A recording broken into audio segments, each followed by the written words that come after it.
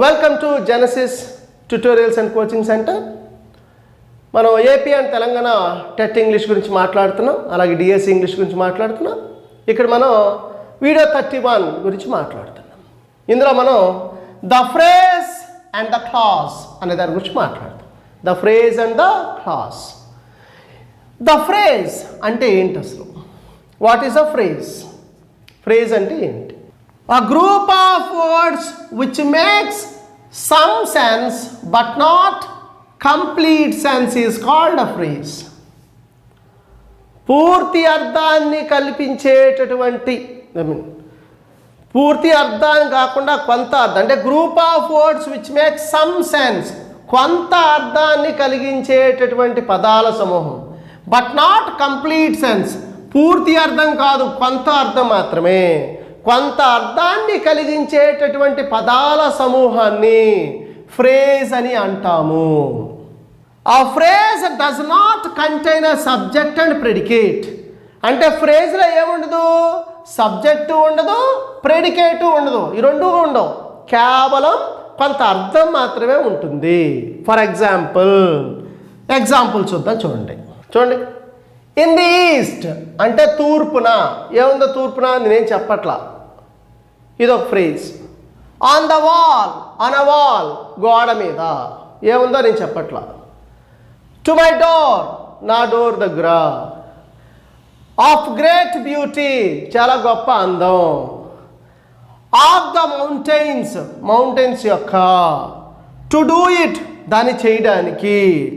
In the west పశ్చిమాన రాస్తుంది. అయితే ఇక్కడ దేనికైనా సరే ఒక దాంట్లో సబ్జెక్ట్ కానీ ఆబ్జెక్ట్ కానీ ప్రెడికేట్ కానీ ఏమైనా ఉందా?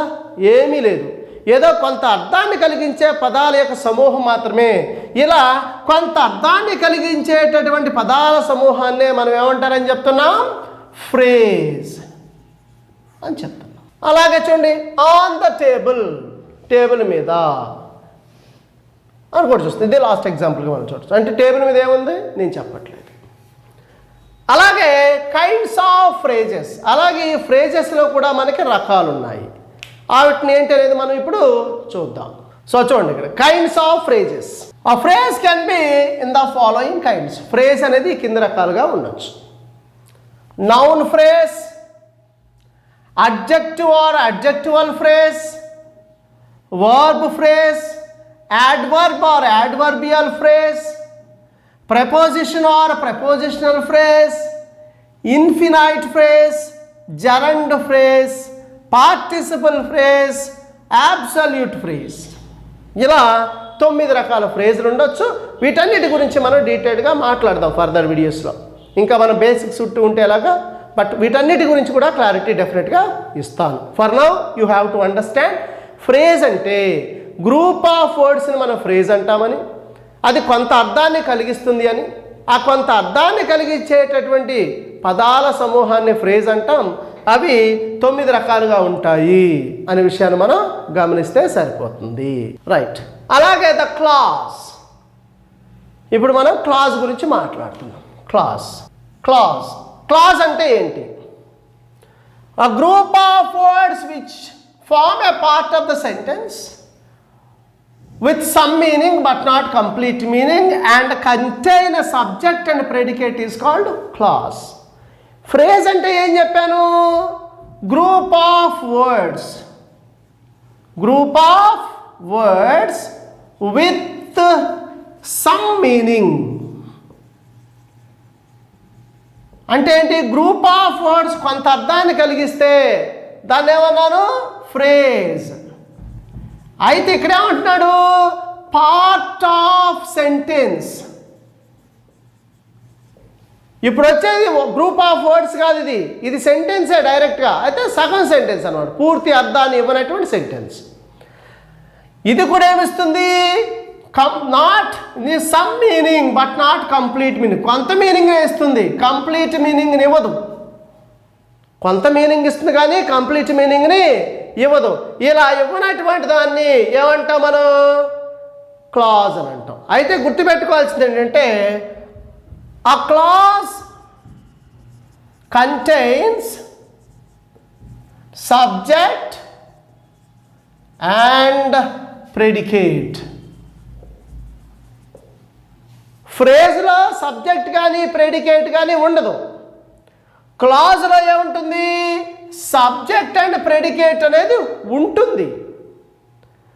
ఫ్రేజ్ అనేది అంటే ఫ్రేజ్లో సబ్జెక్టు ప్రెడికేట్ ఉండదు, క్లాజ్లో సబ్జెక్టు ప్రెడికేట్ ఉంటుంది. అలా ఉన్నటువంటి దాన్నే మనం క్లాజ్ అని అంటాము. అయితే సబ్జెక్టు ప్రెడికేట్ ఉన్నప్పటికీ కూడాను ఇదిలో మనకి పూర్తి అర్థం ఉండదు. ఫర్ ఎగ్జాంపుల్ చూడండి, ఇక్కడ ఇఫ్ యూ వర్క్ హార్డ్, నువ్వు కష్టపడి పని చేస్తే ఏమవుద్దు? పూర్తిగా అర్థం. యు అనేది సబ్జెక్ట్ ఉంది, వర్క్ హార్డ్ అనే ప్రెడికేటు ఉంది, కానీ పూర్తి అర్థం లేదు. సో ఏదైనా మనకి పూర్తి అర్థం లేకుండా ఉన్నటువంటి వాటినే మనం దీన్ని క్లాజ్ అని అంటాం. ఇఫ్తో వచ్చింది కాబట్టి దీన్ని ఇఫ్ క్లాజ్ అంటాం.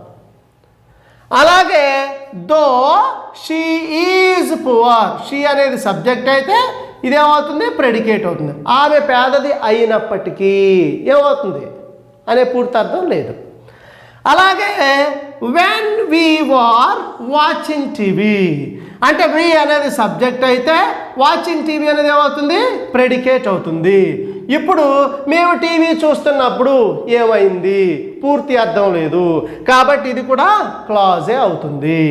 అలాగే while it is raining, it subject అయితే ఈజ్ రైనింగ్ అనేది ప్రెడికేట్ ఉంది. వైల్ ఇట్ ఈస్ రైనింగ్ అంటే వర్షం పడేటప్పుడు ఏమైంది చెప్పలా, అంటే పూర్తి అర్థం లేదు.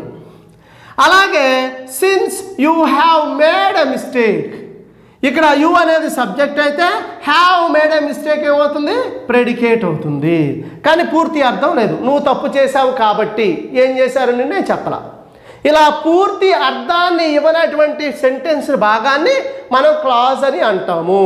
ఇందులో సబ్జెక్టు ప్రెడికేట్ ఉంటుంది కానీ పూర్తి అర్థం ఉండదు. సో సబ్జెక్టు ప్రెడికేట్ ఉండి పూర్తి అర్థం ఇవ్వని దాన్ని క్లాజ్ అని, సబ్జెక్టు ప్రెడికేటు లేకుండా కొంత అర్థాన్ని ఇచ్చే పదాల సమూహాన్ని ఫ్రేజ్ అని అంటాము. ఇది గమనించాలి. కైండ్స్ ఆఫ్ క్లాజెస్, ఇక్కడ కైండ్స్ ఆఫ్ క్లాజెస్ చూద్దాం. Clauses can be in the following kinds. Clauses అనేవి కింద రకాలుగా ఉండొచ్చు. ఒకటి independent or main or principal clause. ఒక్కొక్కరు ఒక పదాన్ని వాడతారు. ఇండిపెండెంట్ క్లాజ్ అన్నా, మెయిన్ క్లాజ్ అన్నా, ప్రిన్సిపల్ క్లాజ్ అన్నా ఒకటే. అలాగే dependent or subordinate clause, dependent clause లేదా సబార్డినేట్ క్లాజ్ అనేది ఉంటుంది.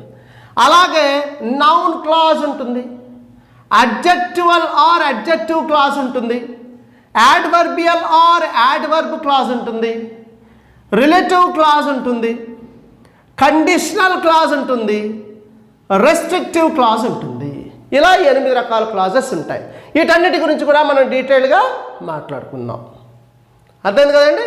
So these are kinds of clauses. మరోసారి అర్థం చేసుకోవాల్సింది ఏంటంటే ఫ్రేజ్ అండ్ క్లాజ్ చాలా ఇంపార్టెంట్ కాన్సెప్ట్ అండి ఇది. దీని గురించి ఇంకా డీటెయిల్గా ఫర్దర్గా డిస్కస్ చేద్దాం. Thank you very much.